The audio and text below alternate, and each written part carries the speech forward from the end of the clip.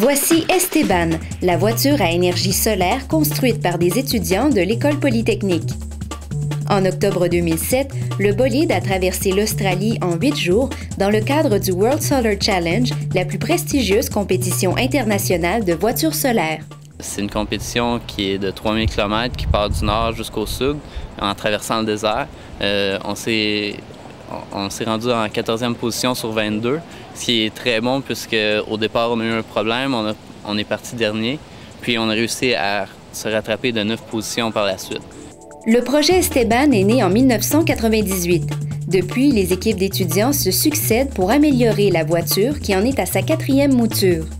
Par temps ensoleillé, Esteban peut maintenir une vitesse de croisière de 50 à 60 km/h et peut même monter jusqu'à un maximum de 110 km/h. L'énergie est transmise par 322 cellules solaires qui couvrent la surface supérieure du véhicule. C'est ça, toute cette énergie-là va être emmagasinée dans une batterie. Puis à partir du système de la batterie, on va alimenter tous nos systèmes périphériques et puis le moteur roue, qui est un moteur qui est intégré directement à la roue pour avoir le moins de pertes possible. Ensuite de ça, on a des systèmes d'acquisition de données pour avoir des données sur les vitesses, des données sur la puissance fournie par la batterie, l'énergie qu'on reçoit du soleil, afin qu'on puisse analyser ça plus tard pour voir où est-ce qu'on peut aller chercher de l'énergie, où est-ce qu'on en perd, où est-ce qu'on est très efficace. Esteban n'est pas destiné à la commercialisation.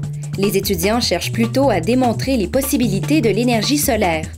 En ce sens, Esteban ouvre la voie à différentes alternatives aux moteurs à injection conventionnels.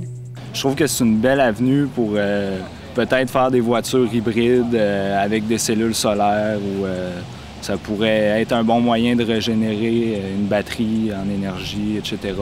T'sais, au lieu de faire des voitures hybrides, moteur gaz et électrique, on pourrait faire... c'est ça, le moteur électrique pourrait être régénéré par l'énergie solaire. On pourrait donc s'en servir comme ça.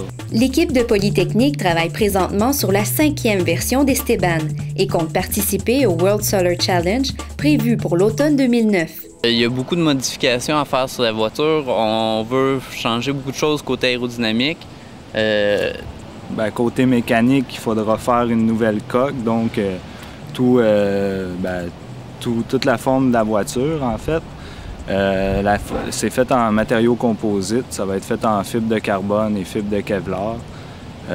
C'est ça, on essaie d'optimiser l'aérodynamisme puis le poids pour être le plus léger possible. Avant de s'envoler pour l'Australie, les futurs ingénieurs espèrent qu'une compétition interuniversitaire se tiendra cet été au Québec, ce qui leur permettrait de tester la performance d'Esteban 5.